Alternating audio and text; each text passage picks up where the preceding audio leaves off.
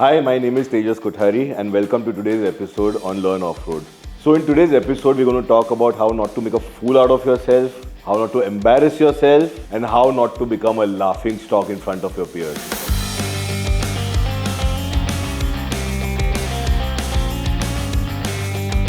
So the cardinal rule in off-roading is don't go alone. That's the biggest mistake everyone makes. You go alone thinking, oh, I have a four-wheel drive car and I can go anywhere. But that's when you get stuck and that's when you get really into trouble. So at least go with one more person, go with a group, which is even ideal, go fully prepared, go with recovery gear and let people know where you are at all times. Because if you get stuck, you will need someone to come and rescue you. The second thing is ego. Leave it at home. Even the simplest of the obstacles, the simplest of the terrain is going to get you stuck, and how. So don't underestimate, walk the track, figure out your lines, and only then do you put your car into it.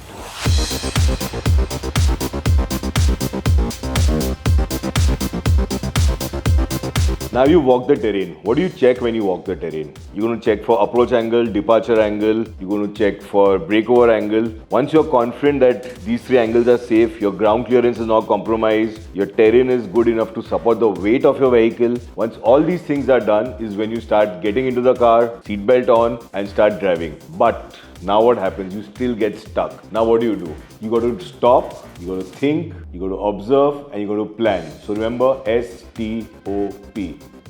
Stop, think, observe, plan.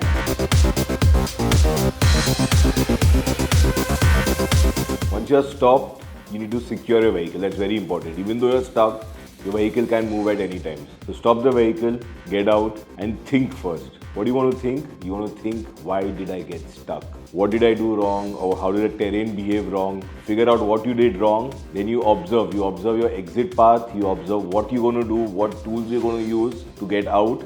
And then you need to start to plan. You plan your recovery. Either it can be self-recovery, it can be assisted recovery. So what is your plan? Don't go half-hearted. Tell me, now I've given you hints.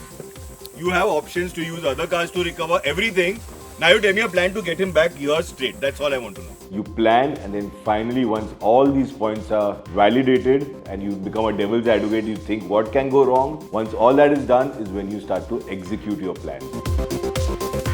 There is a saying, don't let your life get into a rut. So what do we mean by that? When multiple vehicles go through a soft ground and they dig up the ground, you have two grooves that are formed on the ground. Now ruts are good for you and they are bad for you. Why are they good? Because if you are in a rut, it won't let your vehicle slide, it won't let your vehicle go sideways. But the problem is, as these ruts go deeper, you will start hitting your underbody. And that's where all the problems happen. So what do you do now? You straddle a rut. When I say straddle a rut, you get out of the rut, one tire on the center hump and one tire on the other side. And then you start to move. And that way you can avoid deep ruts and get yourself out of any sticky situation.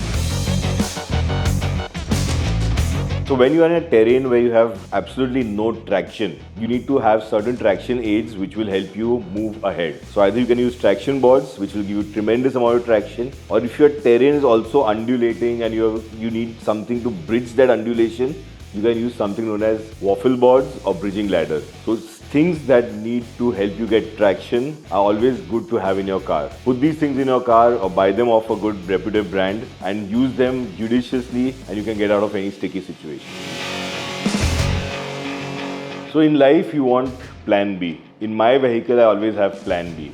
And what is plan B? My shovel. A shovel is the most important recovery tool that you can carry. When nothing works, when your expensive winches fail, your battery dies, the shovel is going to get you out of all the sticky situations. The shovel will remove the muck under your car, help you create ramps, help you create bridges. You always need to know how to use a good shovel. A shovel is not expensive, it's the cheapest recovery equipment you can buy, and it always must be there in your car, come what may.